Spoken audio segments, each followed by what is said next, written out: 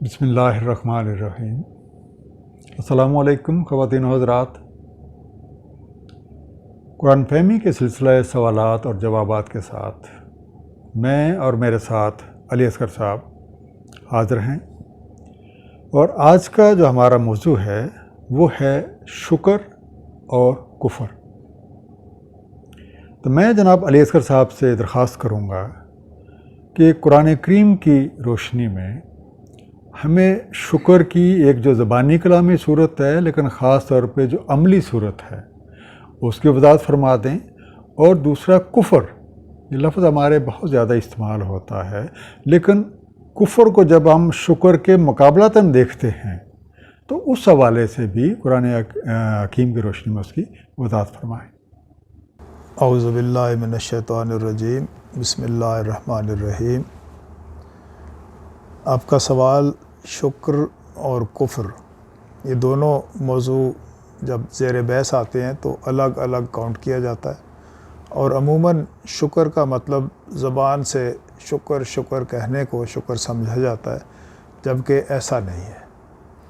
اور کفر کی بات آتی ہے تو براہ راست سوال یہ پیدا ہوتا ہے کہ اللہ کا انکار، اللہ کے رسول کا انکار، قرآن کریم کا انکار، تو یہاں تو کچھ بھی تذکرہ نہیں ہوتا، صرف کفر کی بات ہوتی ہے کہ ان الذین کفروا، وہ لوگ جنہوں نے انکار کیا۔ کس بات کا انکار؟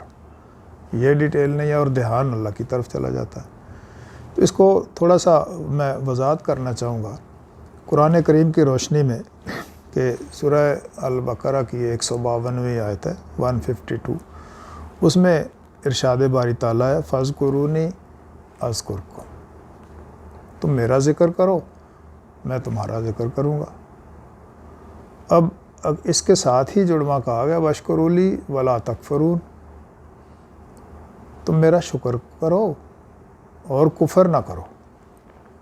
نقطہ یہ غور طلب ہے، فاذکرونی ہم نے کہا، اللہ کا ہم نے تذکرہ کیا، نام کہا، تو کیا اللہ جب ہمارا تذکرہ کرے گا تو کیا ہمارا نام لے گا؟ ایسا نہیں ہے۔ جب اللہ تعالیٰ ہمارا ذکر فرماتے ہیں تو اس بندے کو شکر گزاری عطا کرتے ہیں، اور شکر گزاری کفر کے اگینسٹ ورڈ ہے کہ جہاں شکر گزاری نہیں ہوگی وہاں ناشکری ہوگی، اور قرآن میں بہت ساری جگہوں پہ تراجم والوں نے اس کو ناشکرہ پن لکھا ہے، لیکن ساری جگہوں پہ ایسا نہیں ہوا۔ تو اس کو میں شکر اور کفر کو ورسز ایک دوسرے کے اپوزٹ دیکھ کے تو اس طرح سے سامنے لانا چاہتا ہوں تاکہ بات واضح ہو جائے۔ تم میرا ذکر کرو میں تمہارا ذکر کروں گا۔ تو جب اللہ کسی کا ذکر کرتا ہے تو بندے کو شکر گزار بنا دیتا ہے۔ شکر کی جو ڈیفینیشن ہے وہ ہے کسی بھی صلاحیت کا صحیح استعمال۔ اگر صحیح استعمال کریں گے تو یہ شکر ہوگا، اور اگر صحیح استعمال نہیں کریں گے، کوئی صلاحیت حاصل ہے، کوئی جو ہمیں ڈیڈیکیٹڈ پاورز ہیں اللہ کی طرف سے، ان کا صحیح استعمال شکر ہوتا ہے۔ اس بات کو سورہ لقمان میں 31 سورہ ہے، اس کی 12ویں آیت میں اللہ تعالیٰ فرماتے ہیں وَلَقَدْ آتَيْنَا لُقْمَانَ الْحِکْمَةَ أَنِ اشْکُرْ لِلَّهِ، ہم نے لقمان کو حکمت دی تاکہ وہ شکر کرے، شکر گزار بندہ بنے۔ تو اب لقمان کو حکمت دی تو کیا وہ زبان سے کہے شکر ہے شکر ہے شکر ہے؟ تو اب اس شکر کو جو صلاحیت دی ہے حکمت کی، اسے استعمال کرے، اور انہوں نے استعمال کیا۔ اسی آیت میں آ گیا وَمَن يَشْكُرْ فَإِنَّمَا يَشْكُرُ لِنَفْسِهِ، جس نے شکر کیا، شکر گزار بنا، وہ اپنے نفس کے لیے، اپنے فائدے کے لیے بنا۔ وَمَن كَفَرَ فَإِنَّ اللَّهَ غَنِيٌّ حَمِيدٌ، اور جس نے انکار کیا تو کس بات کا؟ یہ جو پچھلی بات بتائی گئی ہے کہ ہم نے لقمان کو حکمت دی تاکہ وہ شکر گزار بندہ بنے، ان صلاحیتوں کو استعمال کرے اور مخلوق خدا کی کام آئے۔ اگر کوئی شکر کرے گا تو اپنے نفس کے لیے، اور اگر اس بات کا انحراف کر دے گا، کفر کرے گا، تو اللہ غنی و حمید ہے۔ بہت آسان سی بات ہے کہ جہاں شکر نہیں ہوگا وہاں کفر ہوگا، اور جہاں کفر ہوگا وہاں شکر نہیں ہوگا۔ اس کو مزید وضاحت کے لیے سورہ ابراہیم سورہ نمبر 14 میں جاتے ہیں، 7ویں آیت ہے، وَإِذْ تَعَذَّنَ رَبُّكُمْ لَئِن شَكَرْتُمْ لَأَزِيدَنَّكُمْ، اور یہ اعلان کر دیا، اناؤنس کر دیا تیرے رب نے کہ اگر تم شکر کرو گے تو تمہیں مزید دوں گا، وَلَئِن كَفَرْتُمْ إِنَّ عَذَابِي لَشَدِيدٌ، اگر آپ اس بات کا انکار کرو گے تو پھر میری پکڑ بھی بڑی ٹھیک ہے۔ اب یہ جو تینوں آیتیں ہم نے دیکھی ہیں، ان میں شکر اور کفر ایک دوسرے کے اپوزٹ چل رہا ہے۔